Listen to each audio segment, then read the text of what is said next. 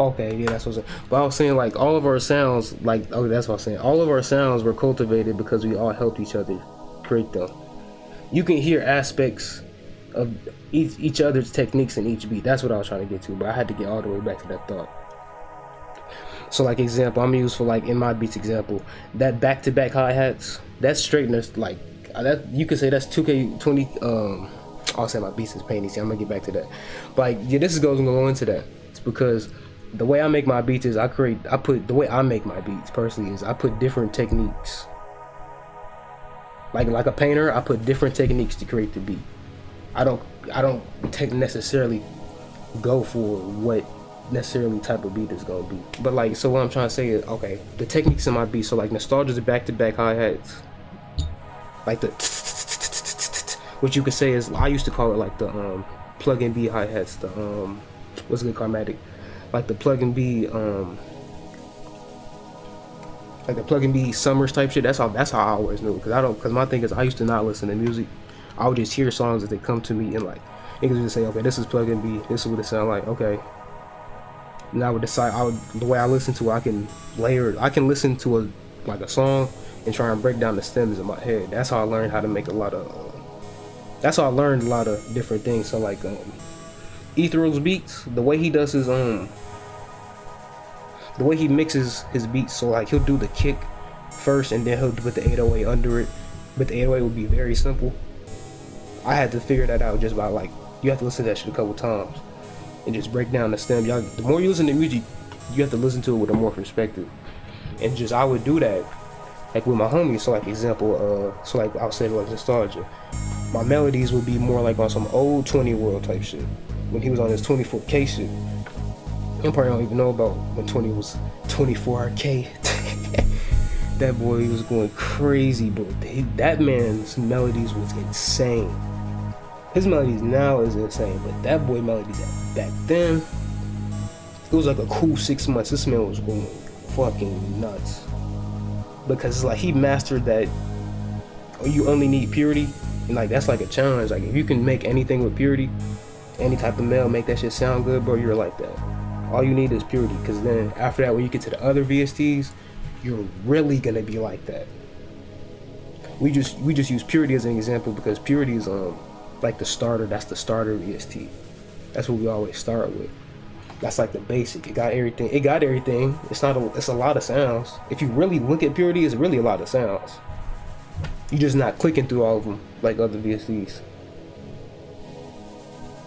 Yeah, just break it down when you listen to it. I'm gonna lose my with only purity.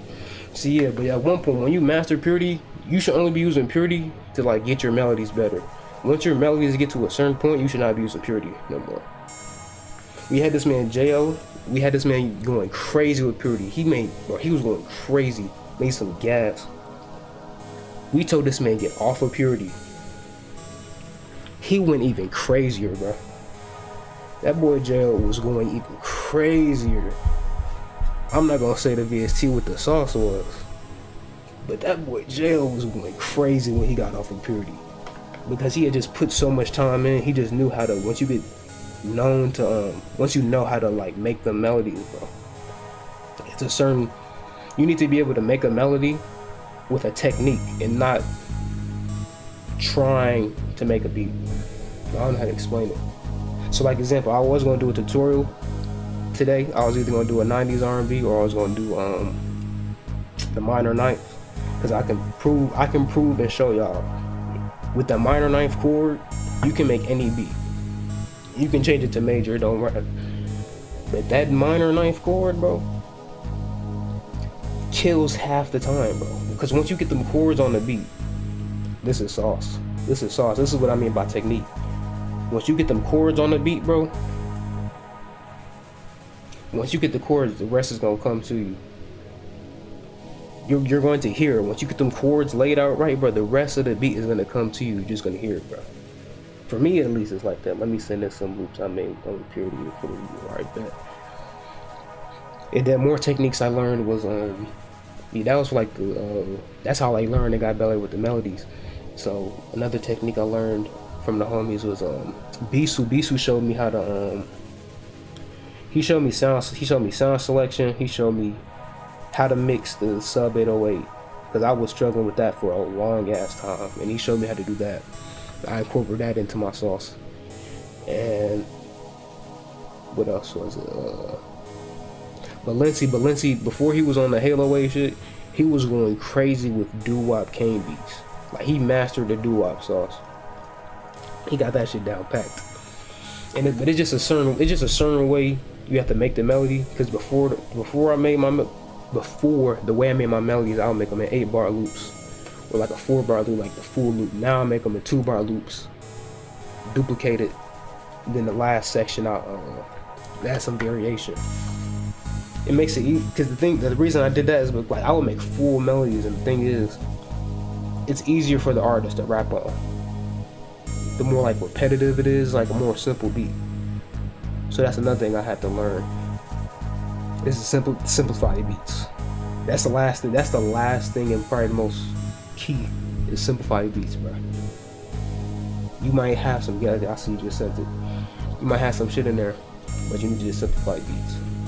But this was supposed to be a discussion about what is considered underground. I'm over here talking about sauce and shit. Let's get to these next 4 songs. I'm about to open up the Discord after this one.